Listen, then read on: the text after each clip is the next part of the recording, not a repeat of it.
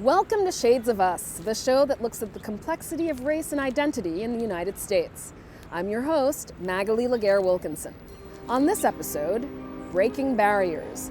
The daughter of a famous civil rights era comedian picks up her father's legacy by exploring power dynamics in society.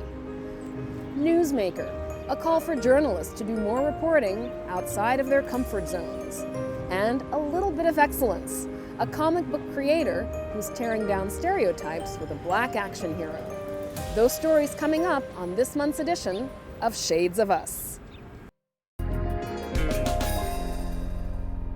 You know, it's funny, being the daughter of a comedian, I am not funny at all. My name is Michelle Gregory. My father, Dick Gregory, he was the first black comedian in this country who performed at all-white nightclubs. I also found out that comedy is the hardest job in the world today. People are so worried about world problems. Everybody likes to talk to the comedian. You know, in my traveling, if I could believe everything people told me, we wouldn't have a racial problem in this country. That's really how he got his start as a comedian, where he had moved out of performing at exclusively black clubs. You know, the clubs were segregated in the 1960s. As children, we didn't really know that our father was famous until perhaps we were in our teenage years. In the late 1960s, my father, my mother, my sister Lynn, who was about 7, myself, I was 9, we went to the Ed Sullivan Show in New York City. We lived in Chicago at the time. And it was kind of a big deal. We knew who Ed Sullivan was. Kind of was the first time that I got a sense of, wow, my dad must be kind of famous. For my father, the issue of civil rights was infused in his comedy. When Negroes in Chicago move into one large area and it looked like we might control the votes, they don't say anything to us. They have a slum clearance. So in the 1960s, the number one show on television was the Jack Paar Show. And if you were able to get on the Jack Paar Show, you had made it. But my dad had pointed out that one of the issues for black artists is that they could come and sing and dance, but they were never allowed to sit on his sofa. My dad, actually, when he got the call from Jack Paar to perform on his show, he said, well, only if I can sit on the sofa. And that was about acknowledgement and respect. And my dad became the first black entertainer to be on the Jack Paar Show that could sit down on the sofa. And that opened up the door for every other black entertainer that came after him.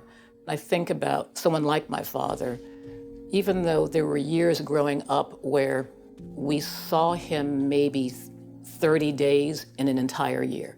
A day here, 2 days there, half a day here. There were some years where maybe we saw him maybe 60 days broken up. Essentially, there was certainly a physical absence. And yet at the same time, my father was still always very present. It was the lessons that he attempted to bestow upon us of what was important, especially as he started to become really famous. My parents didn't tolerate arrogance. They didn't tolerate us going around telling people who our father was. And for my father, I remember, you know, up until some years ago, he'd always talk about the importance of what type of human being are you? How do you treat other people? You can't have the sort of life my father had without being married to a particular type of person. My parents are married for 58 years, and my mother is the bedrock, in many ways, of our family. My mother has a very different sense of humor than my father. Of my 10 siblings, 9 of us have college degrees, some of us advanced degrees. That doesn't happen unless there's a lot of structure. In terms of my dad, you know, his comedy, he never became mainstream, but at some point mainstream took an interest in him. That was the cue for him to make this about civil rights, his comedy. In the 70s, he decided to stop comedy because he just felt civil rights was that much more important, certainly to him. There was too much real life, too much notice that he wanted to bring attention to. For him to say, I can only just be funny. I can't just be funny. I have to tie this into real world events, oppression, inequality. And to that end, that was till the day he died. That's what that man did. He was so adamant that we would educate our mind. He always tried to understand what was important to people, what made them tick, what made them happy. Whether in his comedy routines or civil rights, he talked endlessly about power. I remember he often said that what made Martin Luther King Jr. so important was that he was the first African American that influenced public policy in this country. The greatness of America is the right to protest far right. So as a professor of sociology at York College who works in the Department of Behavioral Sciences, which looks at behavior and social sciences, the issue of power is paramount. Whether we're examining people, whether they're politicians, executives, and questioning this term hegemony. Why are so many executives, so many politicians, white upper-class men? I mean, although those numbers are changing a little bit, especially after the last presidential election, they change very slowly. And power, it's crucial. Power is also, to me, a factor of symbolic value. And when I think about power embodies the people who inhabit these powerful positions, there's not one way in which power operates, certainly. Working at a college like York College, especially in the CUNY system, many of our students are working class. Many of them are Latinx, Asian, African American immigrants. So folks who are not always identified as having power. Certainly for many of my students, they really appreciate discussions about this. Because at the end of the day, for many of those who work now or hope to have different types of jobs in the future, whether they see themselves as one day being able to hold those positions of power and how they would behave and act differently. When I think about my students and all kind of barriers, levels of inequality, and when I think about certainly the lessons that my father has given me, and one key lesson is rigorous analysis, talking about gender, race, sexuality, disability. That runs through so many themes of my research. And although I wasn't always conscious of it relative to my dad, today I certainly am, absolutely. There may be this position that society is in now where more people are speaking up about certain types of comedy that they don't like. But the reality is that people always spoke up about comedy that they didn't like. The difference now, of course, is with social media. This kind of goes around the world. But comedians, many times, are always heckled about the material that they used. I think about the connection between humor and power. I mean, if we just look even outside of my father, look at some of the most important comedians. Just the notoriety, the way they can open doors. There's a range of emotions entertainers can invoke in other people. But it is something at the core about when we laugh, inhibitions sometimes move away. And with that, the opportunity to have maybe meaningful discussions. The world doesn't change overnight. As I tell my students, we've had 400 years of a racial hierarchy in this country. The last 55 years, it's been remarkable change. And I'm happy to say my father has been a part of that. But you can't ignore those 400 years.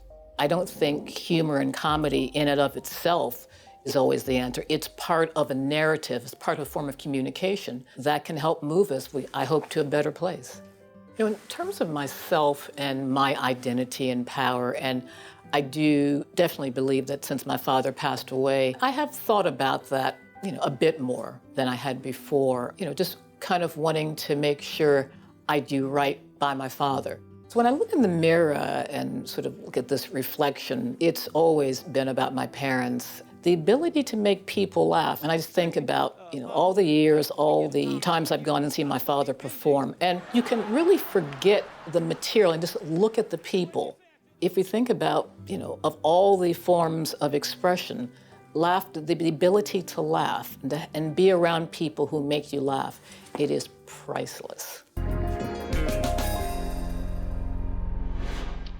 What I saw growing up weren't necessarily stories about people like me, exactly like me, but I saw people who were living in sort of ways that were like me. I'm David Kaufman. I'm an editor at News Corp. I'm mixed, Black and Jewish. I'm the dad of 2 boys and twins. I'm part of the LGBT community. For the most part of my career, I didn't really write a lot about myself or identity or politics so much. I mostly wrote about things like culture, travel, design, business. Once I had my boys in November 2016, I think something opened up on me, and I really felt the need to share a bit more about my worldview. My sons allowed me to start writing about myself. Having these children to me really felt like an accomplishment, and not in a kind of like material sense, but in a sense of we were able to do something really amazing that people like me weren't supposed to do and weren't supposed to have. So I look at myself today as somebody who still has a lot more to do. It's really just the beginning. I grew up in San Francisco in the 70s and 80s. I'm very much like an 80s kid. My parents were involved for a period of time. My mom is a Jewish lady, first generation immigrant, raised in an Orthodox home in Buffalo, upstate New York. My dad comes from a traditional Black Baptist background in small town Texas.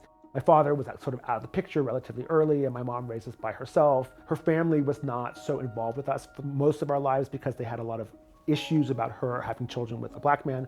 But my mom was very, very insistent that we know our families. And my Black Baptist grandmother is how I became Jewish, basically. She was horrified to know that we were being raised as nothing. It was a terrible thing for her. And so my mom found a synagogue where there was another mixed race family. What's interesting for me about being a Jew, being in Israel, being Zionistic is it's a relief to not be the darkest Jew in the room when I'm in Israel, because there are many Jews who are much darker than me there. So I love that. It's the only place I will say that I have ever felt part of the majority. I mean, when I'm in Israel, I'm just a Jew. It's a very centering experience for me. I don't feel that way very often in this culture. I often feel slightly out of place. I certainly don't come from any real privilege. I live with a lot of identities that folks may consider looked down upon in this culture. What I don't like is this feeling that there's a sense that you're not allowed to talk about this. Because you haven't lived this person's experience, you can't ever write about it. The notion of race and culture is so ingrained, it's so strong and yet so subtle, especially at these two different summer camps where I used to go. I went to a Black summer camp in Mendocino in the northern part of California, then a primarily Jewish summer camp in the Santa Cruz Mountains, south of San Francisco. One level at the primary Black summer camp, Northern California isn't a particularly strongly Jewish place. At this summer camp and in this environment, being Jewish was looked upon sort of like something novel and interesting and exotic. At the mostly Jewish camp at this time in my life, it's one of the few places I did ever experience racism. Besides my sister and I, we were really the only kids there who weren't white. So you can imagine the kinds of things I was called. It was a lesson in that my relationship with being Jewish and my relationship with Judaism is not the same relationship that Jews and Judaism have with me. In America, we are Jewish. In Israel, we are Jews. It's a very different thing. Being Jewish is a performative thing. It's something we do. And I am a Jew in Israel. And that defines everything about me. It's a transcendental, transhistoric identity. It connects you with people and places all over the world and throughout millennia. It's a state of existence. And it's something you feel. My mother didn't treat us as her biracial children or her brown children. She treated us as her children, her little bubbas, as she would call us, or she calls my boys today. On one level, that's something that could be easily criticized because, my mom was just my mom, a single woman working her ass off to take care of her two kids.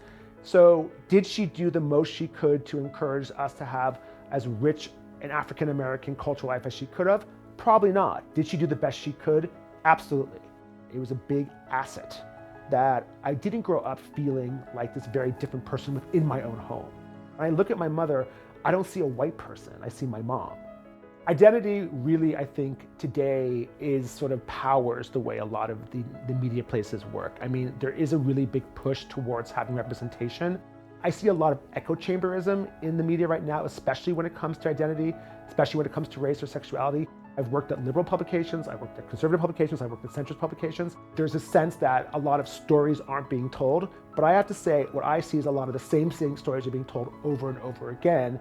The opportunity was to be able to tell these kinds of stories in a bit of a different way. I was really lucky to work somewhere like the New York Post. The New York Post is part of News Corp. For the consumer, it's really about creating products that tie into sort of the larger conversations that we're having right now at every level about how digital media works. Even though my job wasn't as an opinion writer, the Post was very generous to let me write about the kinds of things that I wanted to write about. And my politics generally skew slightly more centrist than some people might assume. They didn't really have people writing about race issues or gender issues. I was able to kind of intersectionalize the whole thing in a way that I think the Post also hadn't had that kind of coverage. And I think they found it as a really good asset. Publications want to have a broad range of voices. They want to show a broad range of opinions and experiences. And I feel that there's a lot of pressure on publications to do that. I think there's a tendency to speak about race or gender in a sort of victim narrative. Some of the liberal publications love to talk about people who are downtrodden or mistreated by the system. These stories are very true and need to be spoken. But I also feel that, there is a lot of room and a necessity for success stories. People need to see, especially minorities, especially young black men, they need to see other people like them who've done well. The New York Post, part of a big corporation that's perceived as being conservative, had the first ever LGBT special supplement in America. And for me, that was a great honor that we did this. Of course, there are all kinds of communities I wanted to target when I do writing. It was great for gay people to see that the New York Post did this amazing LGBT project and they felt finally represented. But at the same time, I also want straight people to look at a publication and say, oh, wow, that's really cool. I'd like to read about that and find out what's going on in there. When I see certain publications where the black people are just writing about black people and the gay people are just writing about gay people and the women are just writing about women, to me, it's like, how is that progress? How is that really evolving either the publication or the writer themselves? The biggest sign of diversity is the white person who writes about black issues with the nuance and sophistication and the gravitas as the black person. That to me would be progress. Of what I see, every story is told. It's very rare to see people actively talking about being half black and half white. For some reason, there is still this extreme discomfort for people in powers of position to say, I'm half black, half white. I think amongst black people, if you acknowledge and embrace your mixed raceness, you're seen as a sellout. You're denying your blackness. And if you're a white person, it challenges the status quo of like, if I can claim being half white, I can claim being white, well then what does that do for the white people? Openly acknowledging and embracing and championing being half black, half white is a really revolutionary act, especially today. Nothing makes you more mainstream than being a parent. Being a dad has been the most equalizing experience in my life. So we had our twins through a surrogate 3 years ago, 2 boys, beautiful, sweet, they go to school. I always thought I'd be a dad, but it was the one thing that I wasn't certain about. You can't really control it. I wrote a piece for Fatherly about this, just saying how people assume you're straight because you have kids and they ask you, where's your wife? And when you tell them you don't have a wife, generally they're like, okay, you're a dad too. You're in this world of daddom. When you're in the world of daddom, it's about poop and strollers and pediatrician appointments and getting them to the playground. And I want my sons to know that their existence on the planet means a lot. It didn't just happen. So much had to happen for my children to be born. My parents had to live in a world where they could meet each other and not be lynched. My mother had to come from a world where there were immigrants. My mom had to fight to have these 2 brown kids, and she worked really hard and had to overcome so much. And then, we had to have a whole gay rights movement for my sons to be born. For most of my life, I've wanted to make my mom proud. I still want to make her proud, my sister proud, but I want to make my boys proud. And I have to always think about making sure that I conduct myself in a way that achieves that for them. Do you believe in magic? Well, Khari Randolph and his majority-minority creative are making believers of many comic book fans with their hit book called Excellence. Producer Zyphus LeBron met up with Randolph and filed this report about why the book's been so successful.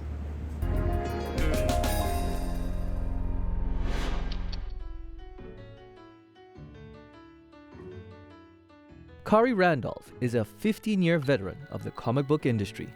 You could say he literally wears his inner nerd on his sleeve.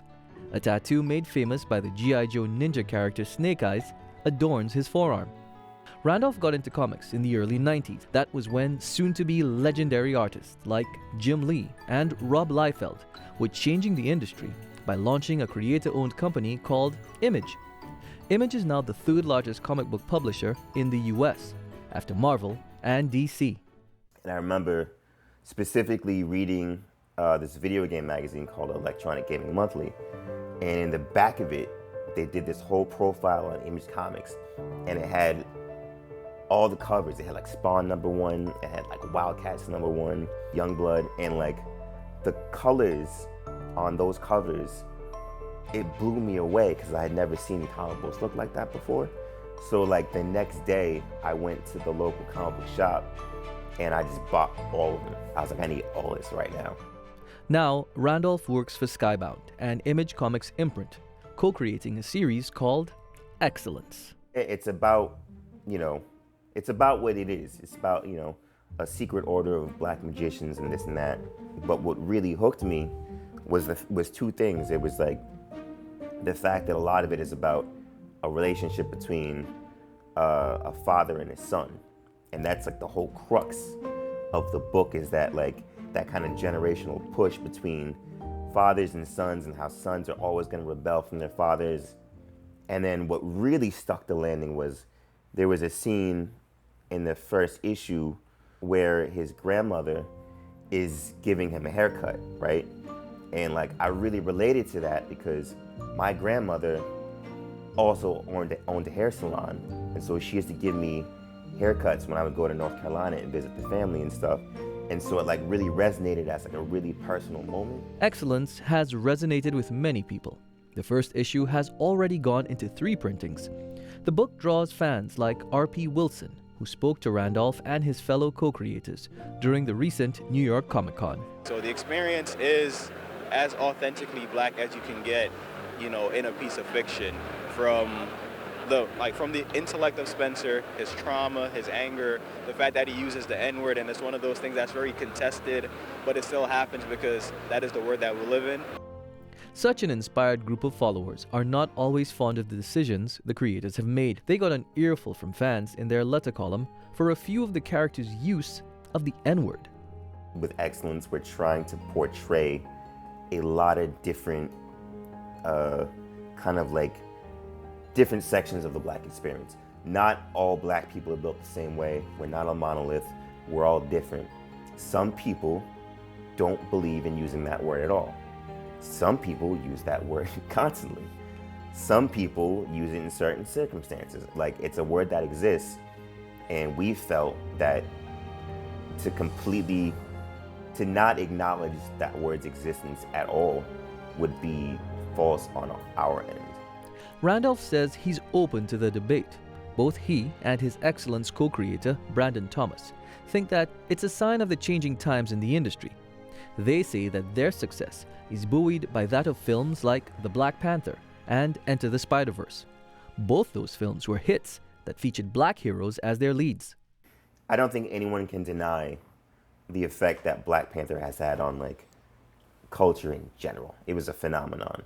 When we started working on Excellence, we were working on it before Black Panther even came out. So I think a lot of people now, because the book came out after, people think that we were influenced by Black Panther, but it actually wasn't that at all. There has always been a hunger for this material, but there has been an acknowledgement that this material can be profitable, this material can be culturally impactful, and so now I feel that people are finally starting to wake up to the fact that, you know, black and brown people like to see themselves, you know, as heroes and villains and in between. Thomas says that working on Excellence is one of the best experiences he's had creating comics. The book is rare in that it doesn't just include a majority black cast, but also a majority of minority creators. Yes, this is actually my second project with Skybound, which is the imprint that Robert Kirkman, creator of The Walking Dead, Invincible, that he owns. So this is my second project with them. And so they were very supportive from the beginning. When I pitched it, I said I want an all black and brown creative team. I want variant covers, you know, on every issue, showcasing other, you know, black and brown talent. And they were, you know, they were on board from the beginning completely. It's that sort of support that makes Randolph believe that this is a more sustainable diversity drive than he's seen before in comics. The diversity pushes come every few years. Like, I've been there a few times. They bubble up, then they die down. They come, you know, it's like a pattern. I think this is an extended wave that I hope continues because now there's money behind it. And also, I do think that the current climate of the United States and the world in general, you know, with our president being what he is, I think when you have those types of things happening, people respond through the art. Randolph thinks there's still more work to be done on the diversity front. However, he likes where things are headed, and that others can now wear their inner nerds on their sleeves. when I go to comic book convention now in 2019, it's a very different place than when I was going to, my first comic book convention was, I think, 2002, and it looked completely different. And now to see so many people embracing some of the stuff that probably you and me were made fun of for as kids, and now it's just pop culture. I think it's like a beautiful thing. That'll do it for this edition of Shades of Us. If you'd like to know more about the stories you saw, you could log on to our website at tv.cuny.edu. I'm Magalie Laguerre-Wilkinson, and I'll see you next time on Shades of Us.